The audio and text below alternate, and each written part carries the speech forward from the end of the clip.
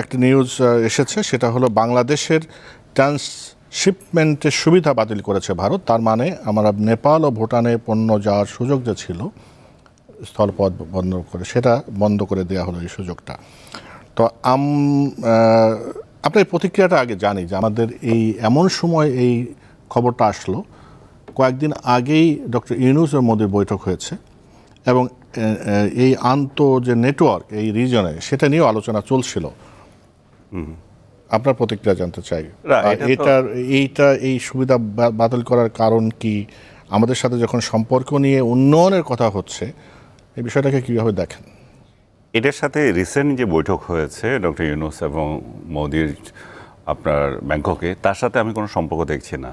এটা হচ্ছে যে ডক্টর ইউনূস গত ২৬ থেকে ২৯ মার্চ যে চীন সফর করলেন, সেখানে চীনের আপনার বিজনেসম্যানদের সাথে এক বৈঠকে উনি যে মন্তব্য করেছিলেন যে আমরা হচ্ছি সেভেন সিস্টার্স নিয়ে একটা ইয়েতে গার্ডিয়ান অফ দ্য ওশান, প্রবেশের ক্ষেত্রে আমরা হচ্ছি গার্ডিয়ান, বা যেভাবে বুঝুক সেটা, যে উনি আসলে ওশানের বলতেছেন। ওশান তো আসলে আমাদের নাইও, যে উনি যেটা বে অফ বেঙ্গলকে বুঝিয়েছিলেন এবং আমরা যে সেখানে তাদেরকে এই সুবিধাটা দিচ্ছি এবং সেটা চাইনিজদেরও সেই সুবিধা তারা নিতে পারে, সেটা একটু কথা উদাহরণ হিসেবে দিয়েছিলেন। কিন্তু আমাদের সাথে যে ভারতের এখন যে সম্পর্ক, তাতে করে এটাকে নেগেটিভলি দেখার ওরা স্কোপ নিয়েছে আর কি।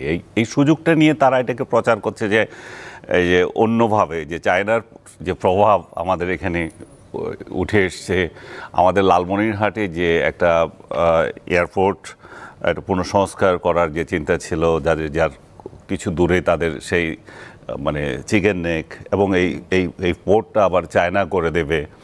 তো সব কিছু মিলে তারা কিছু অঙ্ক তৈরি করছে এবং এটাও করছে যে আমি আরেকটা নিউজে দেখলাম ওই পোর্টটা যে ঠিকাদার হচ্ছে পাকিস্তান।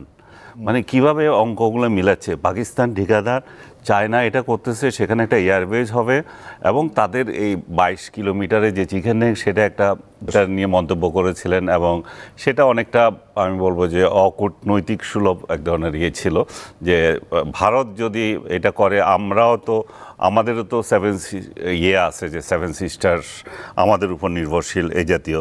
সো আমি মনে করি যে পরস্পর দুইটা দেশ পাশাপাশি থেকে আমরা একজনের প্রতিবেশী, আমাদের ল্যাঙ্গুয়েজগুলো আসলে একটু খেয়াল করা দরকার, আমাদের ইন্টেনশন কি আর ল্যাঙ্গুয়েজে বলতেছি কি।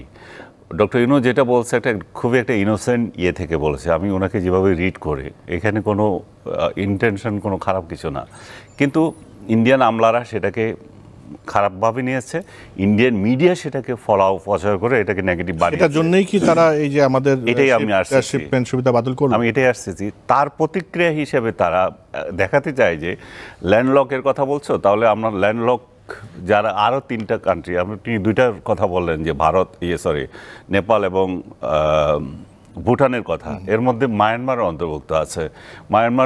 মায়ানমারও কিন্তু আমরা আমাদের ল্যান্ড ইউজ করে, ওদের ল্যান্ড ইউজ করে আমরা যেতে পারছি। সো আমরা এই 3টা দেশে যে আমাদের বাণিজ্যিক সুবিধা সেটা তারা বন্ধ করে দিয়েছে।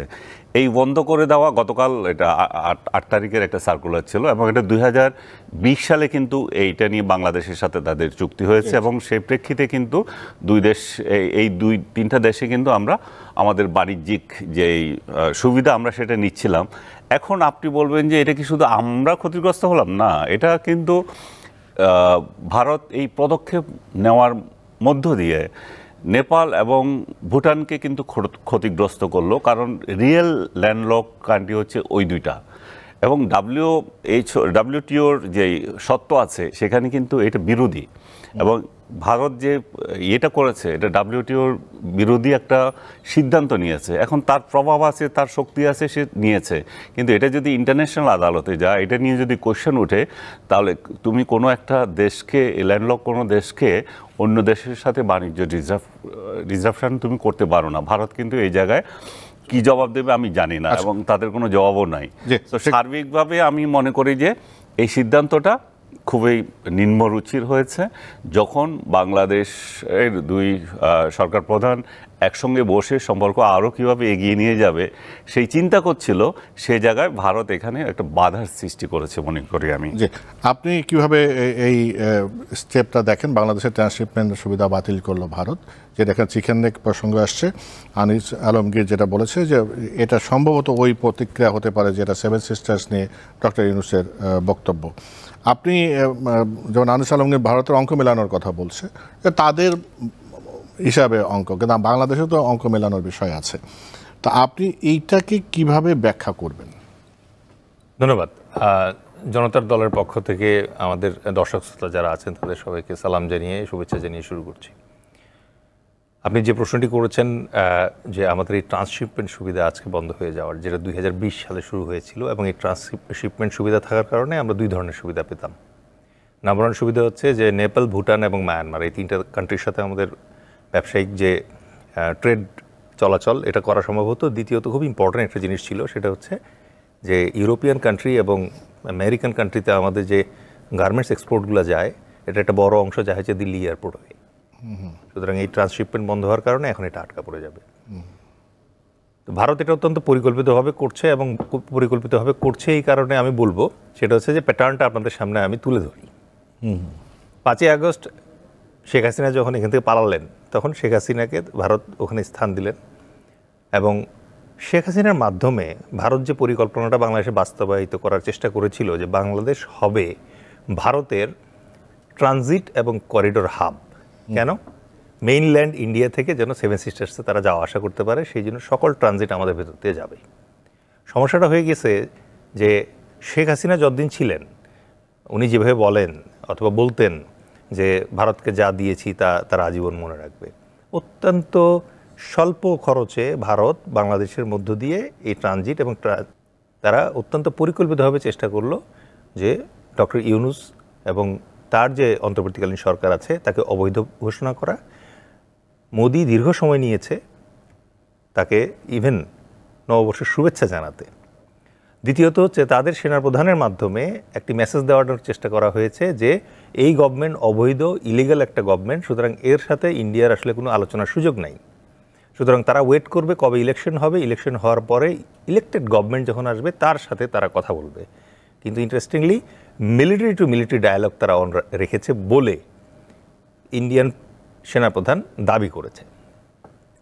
যখন তাদের মিডিয়া অ্যাটাকটা আমরা কন্টেইন করতে পেরেছি, আমি এই জন্য আমাদের বাংলাদেশের মিডিয়া কর্মী যারা আছেন এবং মিডিয়া আউটলেট যারা আছেন তাদেরকে অন্তরের অন্তঃস্থল থেকে ধন্যবাদ জানাবো যে তারা অত্যন্ত সাহসিকতার সঙ্গে ভারতীয় মিডিয়ার যে আধিপত্যবাদ এবং হেজিমনি ছিল সেটা ধীরে ধীরে পরিকল্পিতভাবে থামিয়ে দিতে সমর্থ হয়েছে।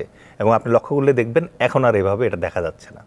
এবং এটাতে চেরি অন দ্য পিক যেটা ছিল সেটা হচ্ছে যে ডক্টর ইউনূস বাংলাদেশে যখন গুতারেস আসলেন, জাতিসংঘের মহাসচিব, তার সামনে একটা আপিল করলেন যে বাংলাদেশ তার নিজের সমস্যা নিজেই সমাধান করার চেষ্টা করছে। শুধু একটা জায়গায় সমস্যা আমরা ফেস করছি, সেটা হচ্ছে যে আমাদের পার্শ্ববর্তী দেশ আমাদের উপরে মিডিয়া মাধ্যমে মিস ইনফরমেশন ক্যাম্পেইন চালাচ্ছে। এটার জন্য আমি তোমার দৃষ্টি আকর্ষণ করছি, আন্তর্জাতিকভাবে এটা থেকে আমাদেরকে উদ্ধার করো। তারপর থেকে কিন্তু এটা কমেছে। তাহলে যেটা আমরা লক্ষ্য করলাম যে মিডিয়া ক্যাম্পেইনের মাধ্যমে যে প্রপাগান্ডা ক্যাম্পেইনটা ছিল এটা আমরা সামাল দিতে সমর্থ হয়েছি। দ্বিতীয়ত যেটা ছিল তাদের সেনাপ্রধানের মাধ্যমে ভেরি আনসেরিমনিয়াস কমেন্ট করা, একজন সার্ভিং মিলিটারি জেনারেল পলিটিক্যাল বক্তব্য দেওয়া শুরু করলো, সেটাও থামানো সম্ভব হয়েছে এবং আমরা এটা উইথস্ট্যান্ড করেছি। তৃতীয়ত যে সমস্যাটা তারা করার চেষ্টা করেছে সেটা হচ্ছে আমাদের সীমান্ত বরাবর, আপনি মনে আছে নিশ্চয়ই,